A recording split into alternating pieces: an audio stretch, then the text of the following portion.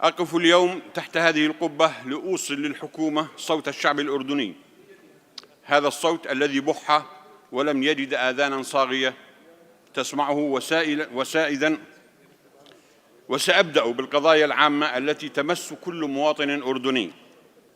وخطابي هذا أوجهه إلى دولة الرئيس وفريقه الوزاري من خلال الرئاسة الجليلة.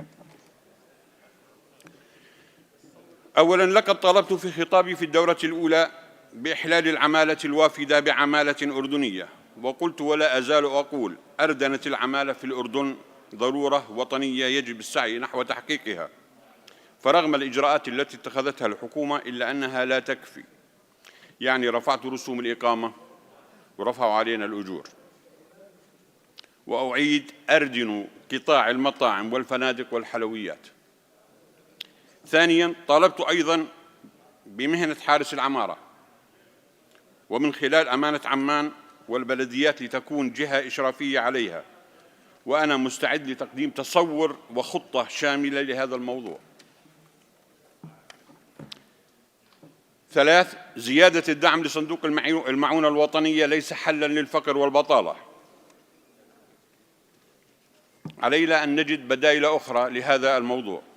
رابعاً، أثمن توجيهات سيد البلاد بشمول تأمين كافة أبناء الشعب الأردني بالعلاج من السرطان، وهذا جهد يقدر للحكومة، إلا أننا نطمح أن يتم شمول الأردنيين جميعاً بالتأمين الصحي الشامل وفق رؤية صاحب الجلالة، وكنت قد أصدرت كتاباً بهذا الخصوص: استراتيجية التأمين الصحي الشامل تلبي وتحقق الرؤية الملكية السامية، وقدمت خلاله حلولاً ممكنة لا تحمل الموازنة أي أعباء إضافية.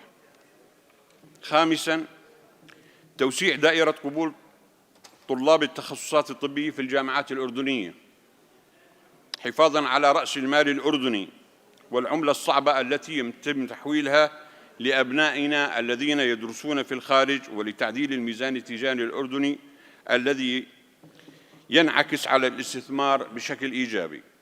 سادساً، أطالب بافتتاح مستشفى الأميرة بسمة ضمن الخطة الزمنية المحددة وتزويده بالكوادر اللازمة لتشغيله. سابعاً، المراكز الصحية الشاملة، هنالك مراكز تم ترفيعها من أولية إلى شاملة ولكن فقط بالاسم، ومنها مركز صحي حوارة، وهذا أولوية قصوى وبحاجة إلى مبنى جديد أو إضافات إنشائية ليصبح مركز شامل بالفعل. ثامناً، أنقذوا مستشفى الملك المؤسس، فهو يعاني من ضائقة مالية وله ديون على الحكومة، فهذا المستشفى يخدم إقليم الشمال ب5 محافظات، وقد حان الوقت لاتخاذ إجراء مالي لسداد ديونه لينهض من جديد ويعود لأدائه المعهود. وزارة الثقافة بحاجة إلى دعم كبير جداً في ظل اشتباكها المباشر مع توثيق السردية الأردنية، ومن هذا أثمن دور سمو ولي العهد الذي أطلق هذا المشروع الذي يحافظ على هويتنا ووجودنا. قرار تأنيث المدارس الذي اتخذته وزارة التربية والتعليم قرار غير حكيم وغير مدروس، وهناك شكاوى كثيرة من معلمات ومديرات يتعرضن للتعنيف من بعض الطلاب.